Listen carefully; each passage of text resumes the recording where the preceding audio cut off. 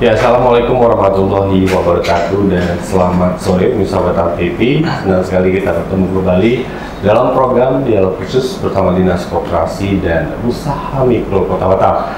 Bersama saya Herman Asyari dan pemirsa, sesuai visi dari Dinas Koperasi dan Usaha Mikro Kota Batam untuk mewujudkan koperasi dan usaha mikro yang tangguh, mandiri serta berdaya saing dalam memperkuat ketahanan ekonomi masyarakat Kota Batam. Nah, dan pada dialog khusus kita kali ini pemirsa, kita akan membahas mengenai salah satu langkah atau ide peluang bisnis yang bisa dijalankan oleh para pelaku UMKM yang berasal dari hobi-hobi yang kita miliki. Nah, bagaimana suatu hobi bisa dimanfaatkan untuk dijadikan peluang bisnis atau memanfaatkan hobi untuk menjadi peluang bisnis dan menjadi usaha mikro yang tangguh dan mandiri serta berdaya saing khususnya di tahun 2025 ini.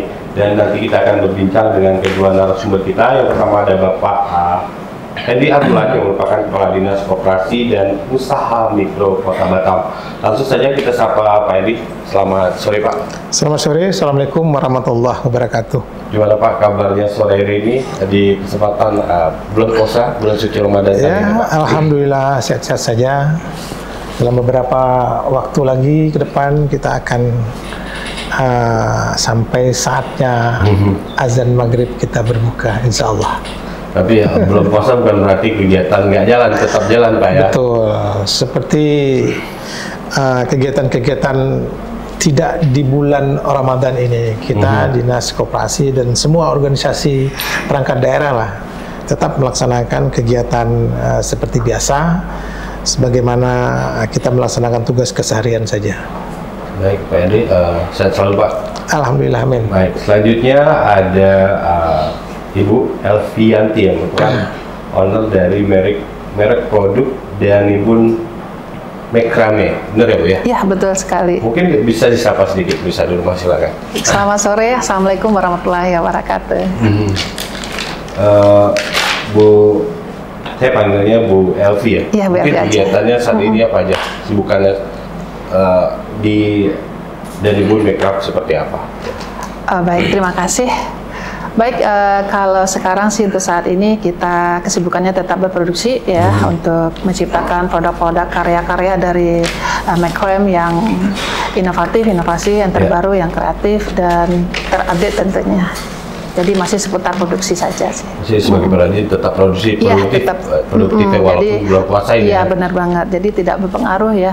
Malah di puasa ini juga ada sedikit peningkatan karena banyaknya mulai permintaan untuk home decor dan juga persiapan toples Lebaran. Oke. Pesanan makin banyak ya. Yeah. Baik. Baik, sesuai tema kita kali ini memanfaatkan hobi untuk peluang bisnis.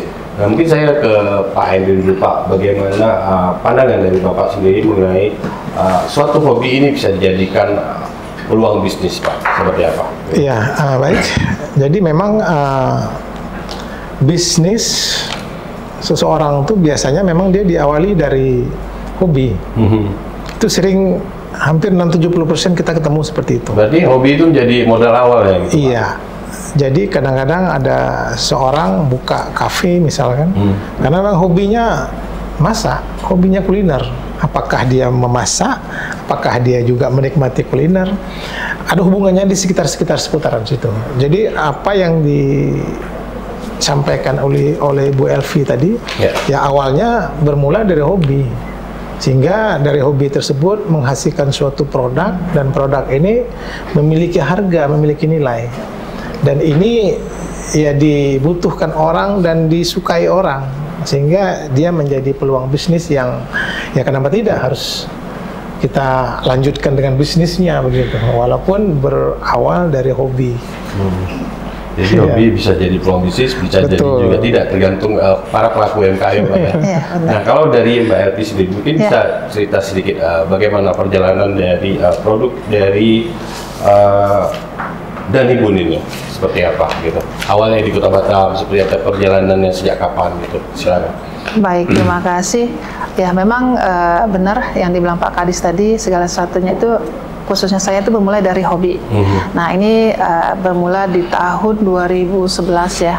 Nah 2011 itu di samping kita bekerja, kita masih ada waktu luang nih. Nah, kita memanfaatkan waktu luang yang ada dengan berkarya tentu saja. Nah, ini kita memanfaatkan apa yang ada nih di sekitar lingkungan kita. Jadi membuat karya-karya seni, salah satunya adalah makram. Nah, ini yang juga lumayan bertahan lama.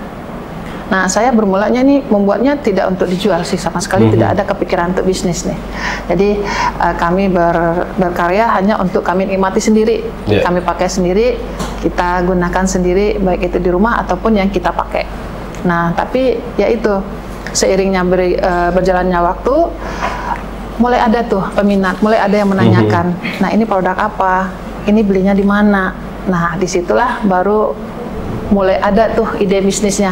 Lah ternyata ada yang minat nih dengan karya kita. Nah kenapa enggak dimulai aja nih, mulai dipasarkan, mulai dibisniskan. Nah disitulah awal muasalnya di tahun 2012. Nah setelah mulai ada peminat dan kita mulai menjalankan pesanan walaupun sifatnya masih kecil-kecil ya, by order saja. Nah otomatis kan kita butuh kelanjutannya nih, kemana nih kita. Nah kita carilah komunitas yang tepat. Nah kita carilah kira-kira instansi mana nih yang bisa support kita nih. Ini kita ini kategorinya apa. Nah mulailah kita bertanya-tanya ke Dinas Koperasi dan Usaha Mikro Kota Batam. Nah di tahun 2012 itulah kami mendaftarkan diri untuk menjadi binaan dinas yang ada di Kota Batam ini. Nah situlah awal muasalnya mulai berkembangnya Danibun ini. Kalau dari nama Danibun, mungkin ada arti sendiri apa sih Mbak? Gitu? Sebenarnya ini sedikit lucu, lucu banget ya. Karena nama ini tidak sengaja terlontarkan sebenarnya. Sebenarnya awal muasalnya itu tidak ini namanya. Kita memakai Dani Craft karena ini adalah craft ya, kerajinan. Nah, pada saat kita menjadi binaan, kita mendapat fasilitas tuh. Baik itu pelatihan-pelatihan, baik itu pelatihan kewirausahaan dasar, kemudian lanjutan ke arah skill gitu ya. Nah, termasuk salah satunya adalah fasilitasi pendaftaran merek di Haki nih. Nah, pada saat pendaftaran merek itu kita disuruh datang, membawa produk, kemudian membawa merek yang mau kita ajukan. Nah, pada saat kita konsultasi dengan Hakinya sendiri, nah ini dari mereka kita tahu kemungkinan merek yang kita ajukan ini pasti ditolak. Yang didaftarin. Iya, karena sifatnya pasaran. Namanya pasaran. Umum banget. Semua pakai craft. Jadi walaupun kita ajukan, kita paksakan untuk maju, ini pasti akan ditolak. Nah, berdasarkan itu, padahal waktu itu cuman dikasih waktu hari itu untuk pengajuan. Pengajuan cuma hari itu. Iya. Jadi di depan yang mengkurasi, nggak tahu kenapa muncul aja idenya kita jadi tetap pakai Dani, tapi kan kita sebagai ibu nih, kita dipanggil bunda nih kan, ya udah diputar balik aja. Bagaimana Pak kalau saya ajukan Danibun? Oh bagus Bu, itu belum ada di sistem. Nah spontan tadi ya. Dan alhamdulillah cuman dalam waktu singkat lisensi mereknya dari Haki itu langsung keluar. Nah saya juga kaget. Jadi biasanya kan proses pendaftaran itu kan makan waktu ya. Bisa 1 tahun, 2 tahun. Nah ini terbit, makanya saya juga kaget, sengaja nggak sengaja tapi jadi. Itulah asal muasal kenapa jadinya dimajukan mereknya adalah Danibun gitu. Akhirnya kita fix memakai Danibun, dan itu juga unik juga sih, karena sebagian orang kalau mendengar Danibun ini pasti ada hubungannya dengan dapur ya, entah roti lah apa gitu ya. Nah ini ternyata enggak gitu lah, jadi itu juga jadi uniknya. Nah kalau untuk produk Danibun sendiri ini bisa ditampilkan di sini di booth Kota Batam ini. Ini ceritanya seperti apa gitu? Nah kalau untuk bisa terpajangnya produk kita di Plut ini ya, Pusat Layanan Usaha Terpadu. Ya, pertama kan Plut ini adalah rumahnya UKM ya, UKM Kota Batam. Nah, ini adalah salah satu fasilitasi juga yang disediakan oleh Dinas Koperasi dan Usaha Mikro Kota Batam, salah satu bentuk dukungan kepada UKM yang menjadi binaannya.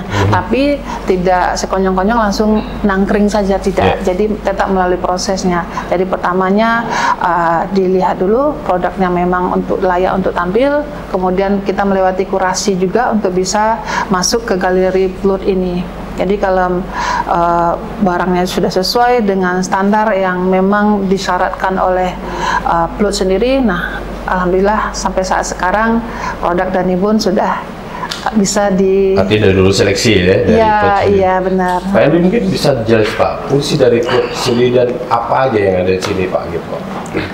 Baik, terima kasih. Tadi telah disampaikan bahwasanya Pluit ini merupakan rumahnya UMKM. Rumah UMKM. Ya, jadi saya sampaikan bahwasanya Dinas Koperasi dan Usaha Mikro itu penamaan dari dinas kita itu memiliki 2 UPT. Yang pertama UPT dana bergulir. UPT dana bergulir ini adalah UPT yang menyiapkan atau memberikan bantuan dana kepada pelaku usaha yang membutuhkan. Saya sekalian sampaikan juga khusus untuk pelaku usaha individu itu maksimal 150 juta dapat memanfaatkan modal usaha yang disiapkan oleh dana bergulir, UPT dana bergulir tadi. Kalau untuk koperasi itu maksimal 300 juta. Tapi untuk mendapatkan bantuan modal ini memenuhi harus sesuai dengan ketentuan-ketentuan persyaratan. Persyaratan yang paling utama itu harus melampirkan agunan. Kita harus ada jaminannya. Agunannya kita sertifikat bangunan. Ya, tapi untuk tahun 2025 ini kita mencoba kita menurunkan bentuk jaminannya. Kita berusaha merubah perwakonya. Kalau seandainya disetujui, mungkin nanti tidak sertifikat rumah juga oke, tapi minimal sertifikat kendaraan roda 4 juga bisa sebagai jaminannya. Nah, itu UPT dana bergulir. Kemudian UPT yang kedua itu adalah UPT Pluit ini. Pluit itu adalah PLUT, Pusat Layanan Usaha Terpadu. Ini adalah rumahnya UMKM. Jadi pada Pluit ini kita memiliki kepalanya itu setingkat eselon 4. Eselon 4. Jadi kepala Pluit, kemudian ada Kasubag Tata Usahanya. Jadi ada struktur organisasinya. Nah, kemudian di bawah kepala Pluit, di bawah Kasubag Tata Usaha, kita merekrut ada 5 konsultan di sini. Ada 5 konsultan. Ada konsultan pemasaran, ada konsultan produksi, ada konsultan SDM, ada konsultan pemasaran. Jadi ada 5 konsultan yang dimana konsultan ini dibiayai oleh APBD. Jadi penghasilannya itu dianggarkan melalui APBD. Tugas mereka ini membantu seluruh pelaku usaha yang ada di Kota Batam ini bagaimana mereka sebagai pemulakah mau mencari informasi terkait dengan perizinan ataupun mungkin yang sudah berproduksi, bagaimana mereka ingin melakukan pemasaran, bagaimana mereka mau mengembangkan usahanya, bantuan modal, juga mereka bisa berkonsultasi di sini. Hasil daripada usaha mereka juga dalam bentuk apakah itu kuliner, apakah itu makanan-makanan kering, kerupuk dan kerap seperti ini, itu bagi yang menjadi binaan, yang telah dikurasi, yang telah memenuhi syarat, bisa kita pajangkan di sini. Karena mungkin pada suatu saat kadang-kadang ada tamu dari luar, apakah dari luar Kota Batam di Indonesia ataupun mungkin tamu dari luar negeri, apakah dari Singapura atau dari Johor.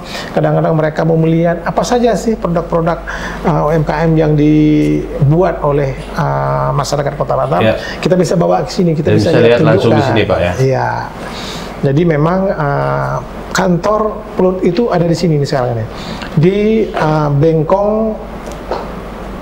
Bengkong apa namanya sini ya? Bengkong Laut, tepatnya Bengkong Kodim ya? Bengkong Kodim. Pas di samping Hotel Golden Bay. Jadi para pelaku usaha, apakah pemula, apakah yang sudah berproduksi, ataupun mungkin yang memang sudah bergerak lama, jika ada hal yang mau dikonsultasikan, mau ditanyakan, mau diinformasikan, silakan datang ke kantor Pluit yang saya sampaikan tadi. Kira-kira demikian. Baik, terima kasih Pak Henry. Mbak Evi, kita tahan dulu bincang-bincang kita terkait peluang bisnis dari hobi yang kita miliki. Bisa jangan kemana-mana karena dialog khusus akan kembali setelah yang satu ini.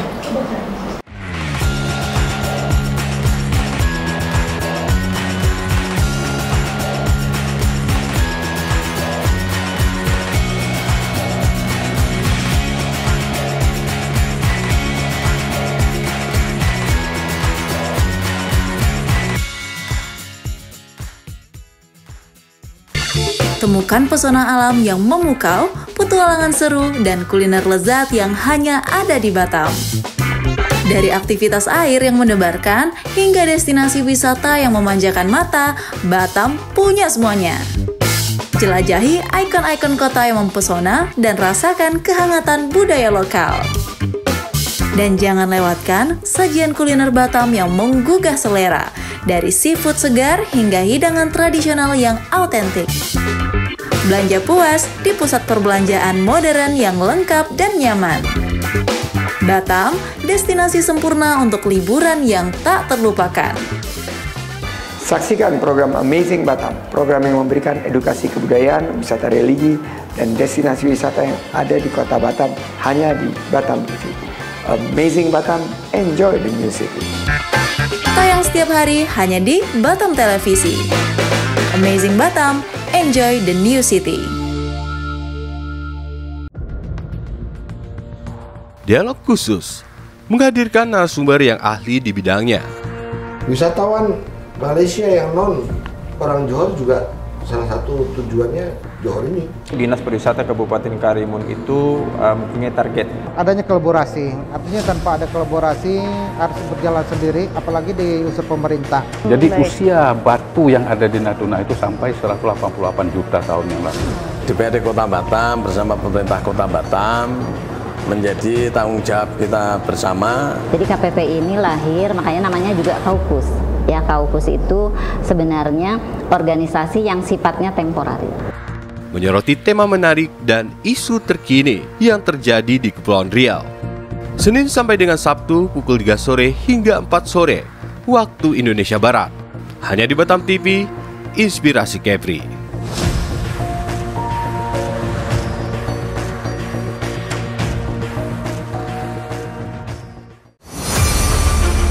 Expose Kepri. Program ini dirancang untuk memberikan sorotan khusus pada berita dan informasi dari berbagai sektor. Kedatangan Duta Besar India ini disambut oleh Kepala Dinas Pariwisata Kepulauan Riau. Usai ditambahkan sebagai Datuk Seri Satria Wijaya Negara, Panglima TNI Jenderal Agus Subianto menyempatkan diri mengunjungi Pulau Penyengat. Dengan tujuan terjadi peningkatan kerjasama khususnya di sektor pariwisata dan perdagangan yang saling menguntungkan antara kedua belah pihak. Event Sport Tourism spektakuler di Asia, Bintang Triathlon 2024 sukses digelar. Perlombaan triathlon digelar sejak Sabtu dan Minggu. Event Natuna Geopark Marathon 2024 yang diselenggarakan 12 Mei 2024 oleh Dinas Pariwisata dan Budaya Kabupaten Natuna diminati prajurit TNI. Peluncuran dan pelayaran perdana MP Putri Anggraini 07 dari Pelabuhan Harbour Bay, Batam ke Pelabuhan Putri Harbour, Johor Bahru, Malaysia. Kami memiliki tea room yang pertama di Asia Tenggara yang berfungsi sebagai pusat penilaian perkembangan, kegiatan pendidikan dan sesi terapi. Tayang setiap hari. Batam TV, Inspirasi Kepri.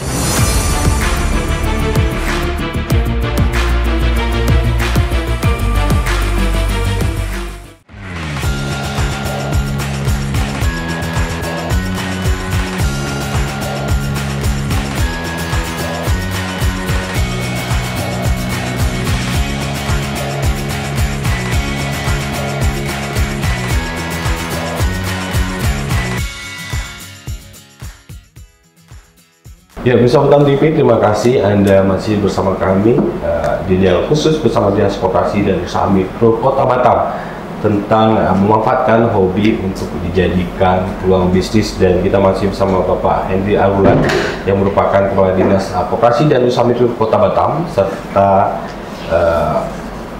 Ibu Elvianti yang merupakan owner merek produk Nibun Macrame. Baik, kita masuk di segmen kedua, pemirsa. Mungkin saya ke Mbak Elvi dulu ya. Mbak Elvi seperti yang sudah menjalankan bisnis melalui hobi gitu.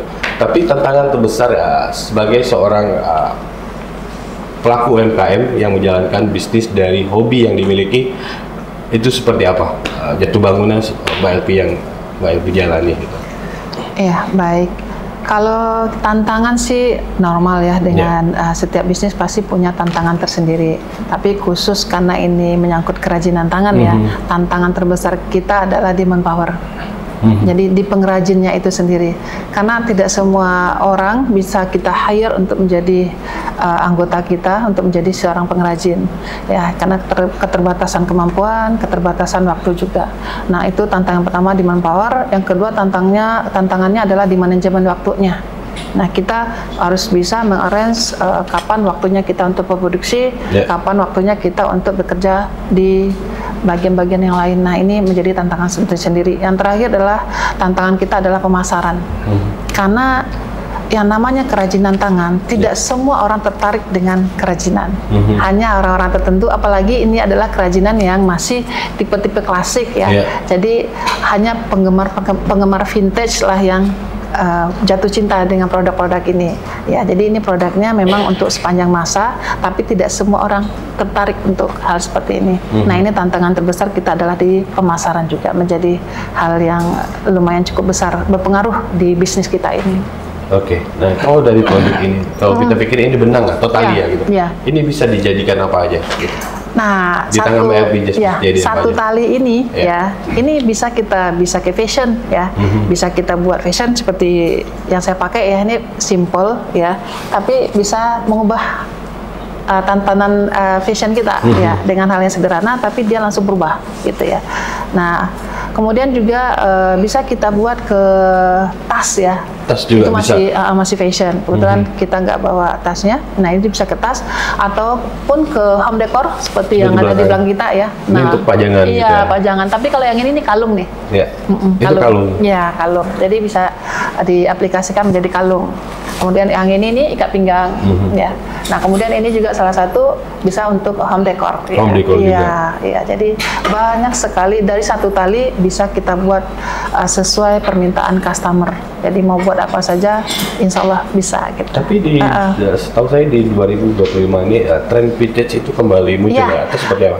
Ini 2 tahun terakhir, 2024 mulainya ya, kalau kita lihat ke modul-modul fashion ya. Nah, itu mungkin home decor juga ya. Dari 2024, 2025, 2 tahun belakangan ini memang menanjak lagi tuh ke arah vintage. Salah satunya adalah makram ini memang seni karya klasik ya, yang berasal dari tanah Arab ya. Jadi dari penenun-penenun Arab sana yang kemudian berkembang ke arah Eropa di abad 13. Nah, jadi 2 tahun ini menjadi kenaikan kembali untuk produk-produk makram. Tapi kalau biasa Mbak Evi sendiri mendapat inspirasi itu gimana sih? Ada lagi pengen buat ini dari tali ini. Cari inspirasi itu biasanya kayak mana? Kalau untuk inspirasi ya, jadi satu, kita inspirasi tidak pernah luput dari yang namanya tren pasar. Jadi kita harus riset pasar.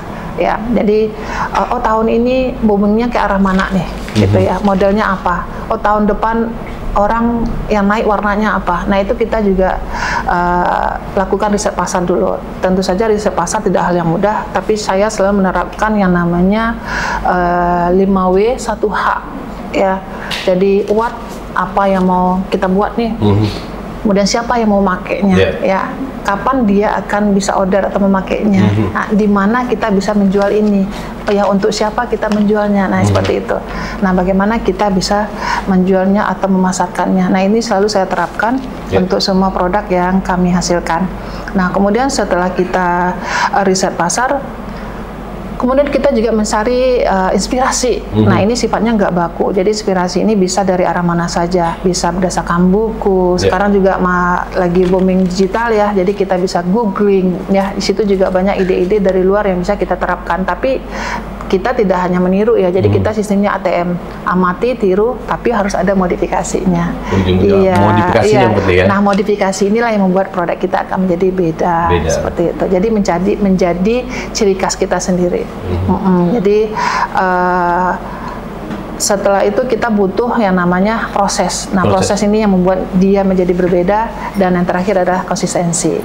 Ya, jadi selalu konsisten. Misalnya kita pembedanya ini adalah misalnya. Nah, ini selalu kita terapkan untuk semua produk. Jadi orang akan melihat, kalau kita melihat produk ini, ini pasti punyanya Mbak Elvi. Kita ada ciri khas ya. Baik, Pak Hendy. Nah, dari Dinas Koperasi sendiri, Pak, khusus untuk produk kerajinan tangan, Pak, itu dukungan dari dinas seperti apa, Pak? Baik. seperti apa yang telah disampaikan oleh Bu Elvi tadi, ya memang kerajinan ini berawal dari hobi ya. Hobi ya. Tapi orang yang hobi dengan kerajinan, kalau mereka ini mungkin tidak memiliki jiwa entrepreneur, ya mungkin sulit juga ini. Jadi kalau mereka hobi dengan sesuatu, kemudian juga jiwa entrepreneurnya nggak jalan juga. Dia misalkan masak, ya hobi masak aja, masak makan sendiri gitu. Kalau orang craft ini misalkan, jadi dia hobi melakukan membuat sesuatu ya kan, tapi ya untuk pakai sendiri gitu. Tapi kalau seandainya gabung antara hobi dengan memiliki jiwa entrepreneur ini yang akan jalan. Seperti disampaikan oleh Ibu Elvi tadi, ya memang terkait dengan manpowernya, ya memang ini betul-betul lah menjadi penghambatnya ini. Kemudian juga mungkin terkait dengan bahan baku juga mungkin ini juga berpengaruh juga, ya kan? Ya kemudian juga yang berhubungan dengan kita mau jual ke siapa begitu. Ya memang di Batam ini kalau kita lihat, kalau saya tengok lah, apa aja dijual di Batam ini barang itu jadi laku semua. Iya, karena memang ya jumlah penduduk Batam ini hampir 60% dari jumlah penduduk Provinsi Kepri. Jadi lebih kurang 1.300.000-an jumlah penduduk di Batam ini. 1.300.000 itu sudah masuk kelompok kota besar sebenarnya. Artinya pasar terbesarnya juga di Batam, pasar terbesarnya di Batam. Orang apa saja dibeli, apalagi saya sampaikan emak-emak ini yang hobinya belanja, hobinya beli ini. Dia tak tahu dia entah digunakan atau tidak, tak tahu lah. Pokoknya dia lihat suka beli. Walaupun sampai di rumah hanya diletak saja di rumah. Kalau kita lihat seperti produk-produk home decor di belakang ini, kalau bagi kita yang tidak hobi, kita lihat apa gitu ya? Itu apa, mau pasang di mana gitu ya kan. Tapi kalau orang yang hobi, mungkin ada atau emak-emak yang suka belanja, yang sudah kelebihan duit, dia tak tahu mau belanja apa, dia lihat antik, dia lihat unik, dia pasti beli, cocok dia beli. Jadi makanya saya sampaikan tadi, artinya memang di Batam ini apa saja yang dijual laku aja. Cuman bagaimana kita melakukan pemasarannya, marketingnya di mana, dan ini untuk siapa? Ini tentunya dijual untuk, tentu pasarannya kepada ibu-ibu ini, kepada mama ini kan. Kalau bapak-bapak ya 1-2 lah yang hobi dekor misalkan. Ya, jadi ini merupakan suatu bagian daripada inovasi juga sangat dibutuhkan. Tadi disampaikan oleh Ibu, berbagai macam bisa dibuat. Saya memang tertarik, ya inilah saya sampaikan sekali saya promosi. Ini nampaknya unik gitu kan. Unik ya. Kebetulan ini kembangnya bagus juga ini. Tapi tempatnya juga dibuat seperti ini, jadi yang lihatnya gitu, sederhana, jadi menyatu. Jadi ini bagi yang tidak hobi dengan dekorasi mungkin tak tahu, tapi bagi yang suka dengan dekorasi rumah dan sebagainya, ini bagian daripada unik. Ini akan dicari ini di mana ya saya mendapatkan ini, karena botol ini kan banyak ini botol di dalamnya, tapi pelapisnya ini yang nilainya tinggi begitu. Unlimited ya. Unlimited. Jadi itu beberapa hal yang memang bagi penghobi craft ini, ya inovasi-inovasi lainnya ya mungkin butuh dikembangkan. Ya mungkin seperti botol-botol bekas, orange juice atau bekas itu kalau dibuat sampul seperti ini bisa disusun di rumah menjadi hiasan, dan itu memiliki nilai jual. Nilai seni dan ada nilai jualnya. Baik, terima kasih Pak. Nah kalau dari Mbak Elvi sendiri, ini produk dari Dani Bunsin ini sudah dipasarin kemana aja gitu? Mungkin udah masuk pasar luar negeri juga gitu? Ya, terus terang aja sih peminat dari produk kami ini dominannya dari luar. Karena memang daya, saya bukan membilang tidak ada ya, cuman untuk khususnya di daya beli ataupun menghargai karya seni itu mungkin di kitanya juga masih kurang. Mungkin kalau daya beli relatif banyak ya, mungkin ada ya, nyatanya banyak yang masyarakat yang ke pusat pembelanjaan belanja. Cuman benar yang dibilang Pak Kadis tadi, tidak sesemuanya tertarik ke karya seni. Malah mengibaratkan karya seni ini harusnya lebih murah dari yang pabrikan. Tapi kalau di luar beda gitu pandangan orang. Iya, appreciate-nya tuh lebih tinggi. Jadi memang kita khususnya untuk makram ini saya lebih fokus untuk pemasarannya keluar karena peminatnya juga banyak dari luar. Cuman ya itu kita belum nggak bisa untuk ekspor ya. Jadi kita masih sifatnya hand carry. Hand carry. Iya, berdasarkan pesanan saja. Tapi selain di sini mungkin galerinya ada di mana aja? Kalau untuk saat sekarang ini di rumah ya, kemudian juga teman-teman sesama komunitas handmade itu membawa ada di One Mall ya, One Mall. Kemudian kami pernah juga ngambil satu stand di Simol dulunya ya, jadi itu merupakan ajang masa menambah jam terbang ya kemarin itu. Nah cuman karena COVID kemarin mall tutup, nah kita ikutan tutup tuh. Jadi kita kemarin di DC Mall itu sempat dari tahun 2017 sampai tahun 2020 akhir ya. Nah sebelum mall tutup. Ya itu. Nah untuk saat sekarang kita belum berani ngambil stand sendiri lagi karena kembali ke tadi ke manpowernya. Tapi barang kita tetap ada di display di beberapa mall. Yaitu kita ada yang namanya komunitas Batam Handmade. Jadi kita saling support di situ. Jadi walaupun ownernya tidak membuka stand, tapi barangnya tetap ada. Tetap ada di situ. Baik Pak, seperti yang dilakukan oleh Bu Elvi ini Pak, Bapak bilang tadi hobi hanya sekedar hobi, tapi harus ada jiwa entrepreneur. Nah dari dinas sendiri khusus untuk pelatihan entrepreneur itu ada nggak Pak? Itu setiap tahunnya gitu dari dinas gitu? Iya, jadi memang khusus untuk craft, ini memang untuk pelatihannya kita tidak memiliki instruktur untuk itu. Tetapi yang kita lakukan kegiatan-kegiatan di diklat ini terkait dengan marketingnya bagaimana. Jadi mereka mungkin mendapatkan ilmu terkait dengan bagaimana merajut ini. Sesudah jadi barang rajutannya, bagaimana cara memasarkannya, itu yang kita diklatkan. Itu yang diklatkan. Itu yang kita diklatkan. Kemudian kita juga mendiklatkan bagaimana manajemen keuangannya, ya kan. Kita ada juga diklat manajemen keuangan.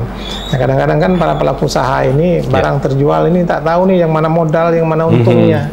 Kadang-kadang di situ modal, di situ untung lah kadang-kadang ya kan. Jadi ini yang kita diklatkan. Tetapi khusus untuk diklat bagaimana cara merajut, bagaimana cara membuat topi dari benang, kita memang tidak punya instruktur itu. Tapi para pengrajin sendiri malah mereka belajar dari mana-mana, malah mereka bisa sendiri sebagai instruktur. Tadi saya tanya-tanya juga sama Bu Elvi, ini kerajinan tangan ini bagus ini untuk mungkin bisa dikembangkan di generasi-generasi muda, terutama masuk ke sekolah-sekolah. Ibu Elvi bilang tadi, ya mereka sering dan selalu melaksanakan kegiatan pembinaan di dalam merajut pendidikan, buat pendidikan ke sekolah, ya kan, dan mereka sendiri jadi narasumbernya. Jadi memang kalau ini mau kita diklatkan ya kayaknya memang agak sulit lah, di samping instrukturnya juga, tetapi kan duduk termenung di dalam diklat itu merajut ini kan rasanya tak pas. Mereka mendapatkan ilmu ini ya di luar lah, dengan teman, dengan sejawat, dengan komunitas. Tetapi yang kita diklatkan itu ya bagaimana pemasarannya, bagaimana manajemennya. Tapi berhubungan langsung dengan apa yang mereka produksi. Nah kalau dari Mbak Elvi sendiri untuk menjaga kualitas dari produk Danibun ini seperti apa gitu? Nah kalau untuk kualitas, yang pertama kita fokus ke bahan baku dulu. Jadi bahan baku kita utamakan karena apa? Ini karya seni. Karya seni itu orang tidak akan beli 2 atau 3 kali ya. Jadi mereka beli 1 kali mungkin untuk selamatnya gitu ya. Jadi kita utamakan ketahanannya ya, bagaimana daya tahannya, bagaimana kalau seandainya dipakai sekian tahun, apa yang harus dilakukan. Nah ini jadi kita pertama prioritaskan pada bahan bakunya. Iya. Kemudian kedua kita arahnya kepada pelayanan. Mereka akan beli tapi nggak tahu cara merawat. Nah ini yang kita tawarkan. Oh, perawatannya seperti apa? Iya, jadi kalau mereka misalnya tas nih, saya buatkan tas. Nah kemudian dia pakai, taunya pakai, nggak tahu nyucinya. Ya kemudian ininya lepas, otomatis kan itu nggak ada di pasaran ya. Nah ini boleh silakan datang. Itu salah satu yang kami tawarkan. Itulah yang menjadi pembeda kami dari karya-karya yang lain. Baik, kita tahan dulu jawabannya Ya, untuk siap. kualitas ini bagaimana. Bisa Batam TV, jangan kemana-mana karena memanfaatkan hobi untuk peluang bisnis akan kita lanjutkan sesaat lagi.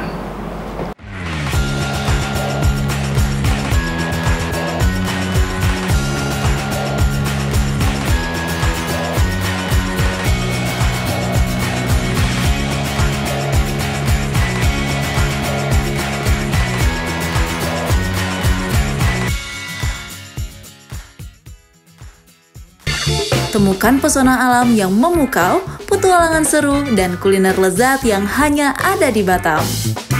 Dari aktivitas air yang mendebarkan, hingga destinasi wisata yang memanjakan mata, Batam punya semuanya. Jelajahi ikon-ikon kota yang mempesona dan rasakan kehangatan budaya lokal. Dan jangan lewatkan sajian kuliner Batam yang menggugah selera, dari seafood segar hingga hidangan tradisional yang autentik. Belanja puas di pusat perbelanjaan modern yang lengkap dan nyaman. Batam, destinasi sempurna untuk liburan yang tak terlupakan. Saksikan program Amazing Batam, program yang memberikan edukasi kebudayaan, wisata religi, dan destinasi wisata yang ada di kota Batam hanya di Batam TV. Amazing Batam, enjoy the new city. Tayang setiap hari hanya di Batam Televisi. Amazing Batam, enjoy the new city. Dialog khusus menghadirkan narasumber yang ahli di bidangnya. Wisatawan Malaysia yang non orang Johor juga salah satu tujuannya Johor ini. Dinas Pariwisata Kabupaten Karimun itu mempunyai target. Adanya kolaborasi, artinya tanpa ada kolaborasi harus berjalan sendiri, apalagi di unsur pemerintah. Jadi usia batu yang ada di Natuna itu sampai 188 juta tahun yang lalu. DPRD Kota Batam bersama pemerintah Kota Batam menjadi tanggung jawab kita bersama. Jadi KPP ini lahir, makanya namanya juga Kaukus. Ya, Kaukus itu sebenarnya organisasi yang sifatnya temporer. Menyoroti tema menarik dan isu terkini yang terjadi di Kepulauan Riau. Senin sampai dengan Sabtu pukul 3 sore hingga 4 sore waktu Indonesia Barat. Hanya di Batam TV, Inspirasi Kepri.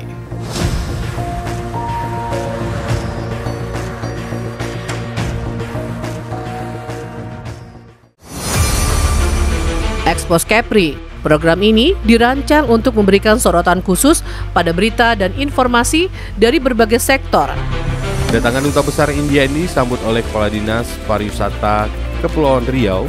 Usai ditambahkan sebagai Datuk Sri Satria Wijaya Negara, Panglima TNI Jenderal Agus Subianto menyempatkan diri mengunjungi Pulau Penyengat. Dengan tujuan terjadi peningkatan kerjasama khususnya di sektor pariwisata dan perdagangan yang saling menguntungkan antara kedua belah pihak. Event Sport Tourism spektakuler di Asia, Bintan Triathlon 2024 sukses digelar. Perlombaan triathlon digelar sejak Sabtu dan Minggu. Event Natuna Geopark Marathon 2024 yang diselenggarakan 12 Mei 2024 oleh Dinas Pariwisata dan Budaya Kabupaten Natuna diminati prajurit TNI. Peluncuran dan pelayaran perdana MP Putri Anggraini 07 dari Pelabuhan Harbour Bay, Batam ke Pelabuhan Putri Harbour, Johor Bahru, Malaysia. Kami memiliki Tea Room yang pertama di Asia Tenggara yang berfungsi sebagai pusat penilaian perkembangan, kegiatan pendidikan dan sesi terapi. Tayang setiap hari. Batam TV, Inspirasi Kepri.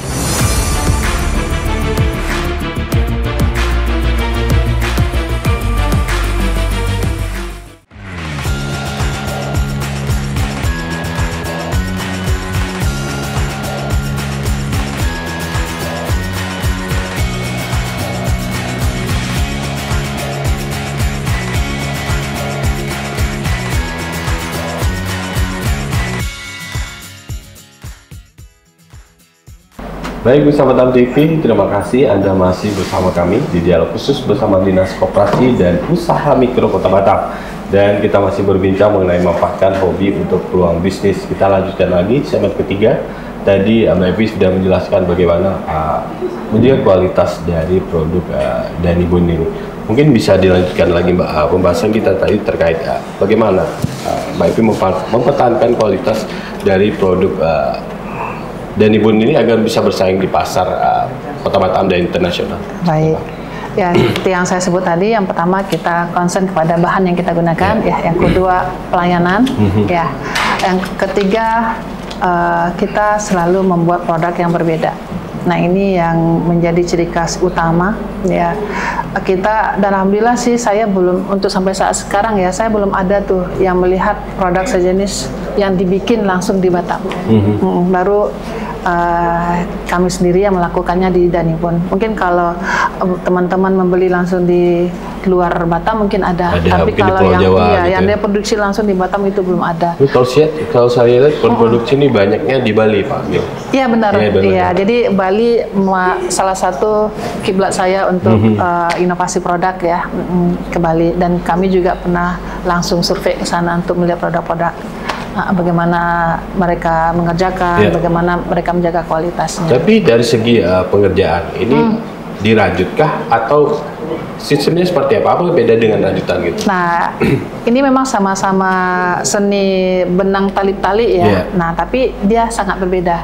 Ya, sangat berbeda. Memang dimainkan oleh juga para penenun yang ada di Arab waktu itu. Tapi kalau mungkin rajut atau keniting, dia akan menggunakan alat. Ya, dengan metode tertentu. Tapi kalau makram ini dia lebih konsen kepada betul-betul jari jemari. Nah, kemudian permainan simpul. Ya, jadi kita ikat mengikat, simpul menyimpul. Jadi tidak menggunakan alat apa-apa sama sekali. Nah, itu yang membedakan dasar banget dengan rajutan. Tapi yang menjadi ciri khas dari Danibun sendiri, kalau Mbak Evi sendiri ini mengangkat unsur-unsur budaya lokal juga, nggak kayak lokal dari Kepri, unsur-unsur Melayu gitu. Nah, ini menjadi kendala juga ya, karena agak sedikit susah mengimplementasikannya. Paling kita bisa bermain di motif ya, kalau kita membuat produk fashion gitu ya, atau seperti tas. Nah, itu bisa kita buat misalnya lambang Kepri atau mungkin sedikit gambar gonggong. Nah, hanya bisa seperti itu. Tapi kalau kita membuat produk dari makram ini menjadi wujud gonggong, itu masih agak sedikit terkendala ya. Jadi Pak Henry, sarannya Pak, bagi para pelaku UMKM di Kota Batam yang mau mulai usaha bisnis dari hobi yang mereka miliki, itu hal-hal apa saja yang perlu mereka perhatikan, Pak? Gitu. Ya, baik. Ini menurut saya lah ya, karena saya kebetulan bukan sebagai pelaku usaha juga. Kebetulan hanya diamanahkan sebagai Kepala Dinas Koperasi dan Usaha Mikro. Di situ saya banyak belajar, banyak mempelajari, melihat bagaimana para pelaku usaha ini berkembang, memulai diri dari usahanya. Sudah banyak saya pelajari. Jadi memang saya ambil kesimpulan, memang tadi disampaikan kebanyakan pelaku usaha yang berhasil ini memang itulah dirinya. Dia membuka usaha kafe karena dia memang hobi masak, dia memang di situ kali ya. Iya. Dia membuka butik karena dia memang hobi fashion. Dia membuka usaha usaha yang lain-lainnya itu dilatar belakangi dari hobi, dan ini merupakan suatu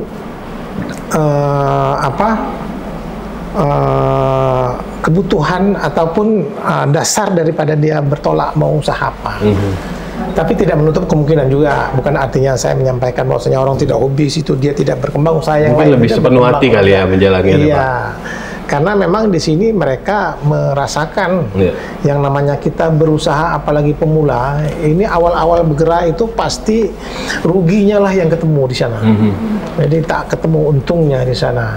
Belumlah dapat ketemu untungnya, pasti ketemu ruginya dulu, dan ini merupakan suatu tantangan. Jadi memang saya sampaikan ya, bermulai dari hobi, kemana diri kita mau bisnis, disitulah kita bawa. Itu yang pertama. Kemudian yang terkait dengan ya mungkin ada hubungannya dengan permodalan ini saya sampaikan juga. Jadi pada kesempatan ini para pelaku usaha pemula ini jangan cepat-cepat mencari modal dengan pinjaman berhutang ke yang lain-lain. Jalani dulu, lihat dulu potensi pasar, apakah memungkinkan. Kalau seandainya mungkin kelihatannya ini nggak bisa, ini kayaknya yang sudah mengorder banyak ini, modal aku kurang ini, itu barulah sudah mulai bergerak kita ke berhutang lah. Berhutang memang betul-betul harus diperhitungkan bagaimana kekuatan kita mengembalikan. Karena pada kesempatan ini saya ingin menyampaikan juga, ingin menyampaikan program daripada Dinas Koperasi Usaha Mikro. Tadi saya sampaikan bahwasanya Dinas Koperasi Usaha Mikro memiliki 2 UPT. Yang pertama UPT dana bergulir, yang kedua UPT PLUD ini. UPT dana bergulir ini adalah UPT yang menyiapkan kebutuhan modal bagi para pelaku usaha, yang saya sampaikan tadi. Tetapi program Dinas Koperasi Usaha Mikro ini sesuai dengan program unggulan dari Wali Kota dan Wakil Wali Kota Batam terpilih, Bapak Dr. Amsakar Ahmad dan Li Claudia Chandra. Mereka ada 5 program unggulan. Salah satu diantaranya itu adalah memberikan pinjaman modal maksimal 20 juta per pelaku individu tanpa bunga. Tanpa bunga artinya para debitur atau nasabah yang melakukan pinjaman ke bank yang ditunjuk nanti itu tidak membayar bunga, hanya membayar pokoknya saja, hanya mengembalikan pinjamannya saja. Iya. Sementara bunga itu ditanggung oleh pemerintah Kota Batam. Ya, untuk tahun 2025 kami siapkan slot untuk 1.000 para pelaku usaha. 1.000 pelaku UMKM. 1.000 para pelaku usaha itu maksimal besarannya itu 20 juta. Berarti bank yang ditunjuk nanti harus menyiapkan 20 miliar yang dikucurkan kepada para pelaku usaha yang memang sudah siap untuk melakukan usaha dengan modal 20 juta tadi. Dan bunga itu kita yang siapkan dari pemerintah Kota Batam. Ya, mudah-mudahan mendapat tanggapan dari masyarakat Kota Batam. Ini khusus untuk masyarakat Kota Batam.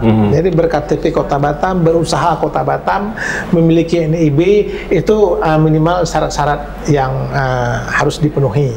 Jadi nanti mereka bertransaksi dengan bank yang ditunjuk, tentunya bank daerah lah ya. Saya tidak menyebutkan karena ini belum putus, regulasinya masih digodok, masih masih diolah. Jadi nanti bank daerah yang ditunjuk, nanti silakan ya, mudah-mudahan ini mendapat tanggapan dari masyarakat yang membutuhkan modal untuk usaha. Insyaallah mungkin tahun awal pertama ini kita maksimal 20 juta. Ya, mudah-mudahan kalau berkembang bagus ya tahun depan kita bisa naikkan lagi, bisa sampai 40 sampai 50 juta insya Allah, jika kemungkinan ini berjalan bagus dan manfaatnya betul-betul dapat dirasakan oleh para pelaku usaha. Yang merupakan salah satu komitmen dari pemerintah Kota Batam sendiri untuk mendukung kemajuan para pelaku UMKM di Kota Batam. Mungkin bisa saya tambahkan sedikit menyambung dari Pak Kadis bilang tadi, dukungan dari dinas ya, khususnya nih di Danibun nih. Ya. Jadi berkembang dari tahun 2012. Nah, kemudian salah satu permasalahan awal dulu memang kita permodalan. Iya. Nah, alhamdulillah juga mengalami. Kami mengalami sendiri di tahun 2014 2013-2014 itu kami mendapat tunjangan pembiayaan dari dana bergulir tadi. Ya, jadi itu otomatis kan kita mau berkembang, kita butuh modal. Nah, di situ kita dapat tawaran nih. Nah, akhirnya berkembang lagi dan alhamdulillah lagi di tahun 2014 kami menjadi salah satu UKM yang mendapat penghargaan tentang kedisiplinan dengan pembiayaan tadi. Nah, jadi saya juga sebenarnya di satu sisi malu ya, karena kita ketahuan berutang nih gitu ya kan. Tapi satu sisinya lagi ada lagi setelah kita dibantu dikasih lagi penghargaan. Karena disiplin bayar tadi ya. Pembayarannya juga pengelolaannya. Karena kita harus mewajibkan ada laporan segala macam ya. Kemudian signifikan naik atau tidaknya gitu ya. Nah, artinya dana itu bermanfaat gitu ya. Iya. Kemudian di tahun 2018 itu kami dapat lagi namanya bantuan hibah. Ini langsung dari Kementerian Pusat, tapi otomatis dari rekomendasi daerah, dari Kota Batam khususnya. Nah, kami dapat lagi bantuan hibah untuk pengembangan usaha, khususnya untuk semua peralatan mendukung produksi, termasuk mesin-mesin segala macam seperti itu. Nah, itu masih kami memanfaatkan sampai saat ini gitu. Jadi ya tidak ada yang sia-sia. Ya, jadi dia seiringnya berjalan waktu selama kita masih berproduksi dan itu signifikan, pemerintah tidak akan menutup mata untuk menunjang kegiatan kita gitu. Baik, Mbak Epi lagi. Sebagai para pelaku UMKM, salah satu pelaku UMKM yang memulai bisnis dari hobi. Nah, bagi pemula di luar sana, mungkin ada pesan nggak sih gitu? Apa yang harus diperhatikan untuk para pemula ini agar bisnisnya ini jalan gitu dari hobi yang dijalani? Jadi sebenarnya bisa dibilang klise juga ya, cuman ya nggak ada salahnya kita berbagi. Yang pertama ya, teman-teman jangan pernah takut untuk memulai dan mencoba. Ya, kadang-kadang kita hanya menganggap remeh ya apa yang kita kerjakan, tapi orang melihatnya belum tentu gitu ya. Jadi jangan pernah takut untuk mencoba, ya selalu beranikan diri saja. Mulai ya, apapun hobinya, apapun kegiatannya, benar yang dibilang Pak Kadis tadi, apapun di Batam ini bisa menjadi cuan ya, asal pelakunya mau dan mau konsultasi juga ya, benar. Yang kedua, jangan pernah berhenti belajar. Jangan pernah berhenti belajar, cari inspirasi dari mana saja, jangan ikat diri Anda hanya dengan satu fokus. Ya, terus yang terakhir, mulailah memproduksi bukan apa yang Anda suka, tapi mulai produksi apa yang customer mau. Ikut selera pasar gitu. Yes, ya. Jadi banyak teman-teman menggunakan egosentrisnya, enggak, saya maunya ini, saya sukanya warnanya ini. Enggak bisa. Kalau untuk bisnis enggak bisa. Kalau untuk kita pakai sendiri, yes. Ya. Tapi kalau untuk bisnis, buat apa yang orang mau. Artinya perlu mengendalikan ego kita juga. Yes, benar. Ya, kayak saya nggak suka warna ngejreng ya. Tapi orang suka gitu. Seperti ini. Saya nggak suka tuh orange apa. Ternyata itu menjadi tren. Nah, akhirnya apa? Saya yang berubah hobinya. Suka warna hijau, warna oranye gitu ya. Yang awalnya saya cuman hitam, putih, biru gitu ya. Nah, akhirnya ya itu. Buat apa yang orang suka, apa yang customer mau gitu. Mungkin itu 3 itu kuncinya. Mungkin kita punya selera, tapi orang juga punya selera. Benar, gitu. Benar banget. Baik Pak, kalau Bapak pesannya sedikit Pak untuk para pelaku pemula yang memulai bisnis dari hobi, apa yang perlu Bapak sampaikan? Ya baik, sebenarnya sama aja apa yang disampaikan oleh Bu Elvi tadi, karena itu memang sudah rangkumannya. Yang penting jangan takut untuk mencoba, ya kan, lakukan saja. Mungkin terkait dengan modal, ya anggap sajalah modal-modal itu uang rokok kita, uang kopi kita di luar, dengan hitung-hitungan kali, ya kan. Yang namanya kita usaha ini memang jarang kita langsung mendapat untungnya. Dari jatuh bangunnya kita, di situ kita mempelajari celahnya, di situ kita mempelajari di mana salahnya, di mana kekurangannya. Ya, jadi kalau untuk modal itu ya saya sampaikan tadi, jangan coba-coba langsung segera berutang dan lain sebagainya.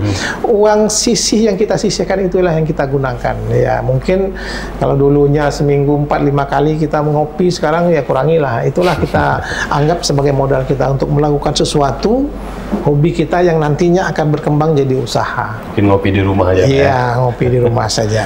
Baik, terima kasih Pak Edri dan Mbak Epi, terima kasih sudah menginspirasi hari ini. Bapak juga sudah menginspirasi. Semoga para pelaku pemula UMKM di luar sana yang baru memulaikan bisnisnya melalui hobi yang dijalani dapat terus semangat dan terus berkembang dengan percaya dan menjalankan, artinya mempunyai kemauan yang cukup untuk menjalankan bisnis melalui hobi yang disukai.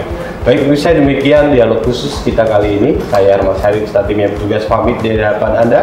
Selamat menyaksikan acara kami selanjutnya. Sampai jumpa. Wassalamualaikum warahmatullahi wabarakatuh.